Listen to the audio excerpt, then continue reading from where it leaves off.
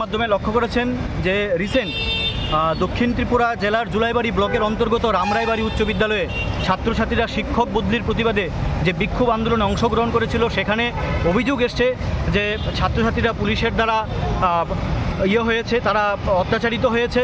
Police তাদের উপর নির্মম লাঠিচার্জ করেছে, মাথায় আঘাত পেয়েছে, স্কুল ইউনিফর্ম ছিঁড়ে দেওয়া হয়েছে।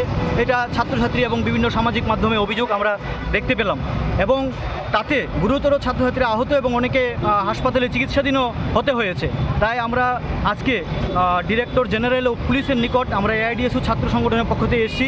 আমরা দাবি রাখছি শান্তিপূর্ণ গণতান্ত্রিক ছাত্র আন্দোলনে পুলিশের হস্তক্ষেপ বন্ধ করতে হবে এবং রামরাইবাড়ি উচ্চ বিদ্যালয় কাণ্ডে দোষী পুলিশ আধিকারিকদের দৃষ্টান্তমূলক শাস্তি দিতে হবে এবং আন্দোলনকারী আহত ছাত্রছাত্রীদের চিকিৎসার ব্যয়ভার এবং তাদের ক্ষতিপূরণ প্রদান করতে হবে। আমরা এআইডিএসইউ রাজ্য কমিটির পক্ষ থেকে দাবি জানাচ্ছি এবং পাশাপাশি আপনারা জানেন যে রাজ্যের এমনিতেই বহু স্কুলে শিক্ষক স্বল্পতা, এমনিতেই লেখাপড়া নষ্ট হয়ে যাচ্ছে।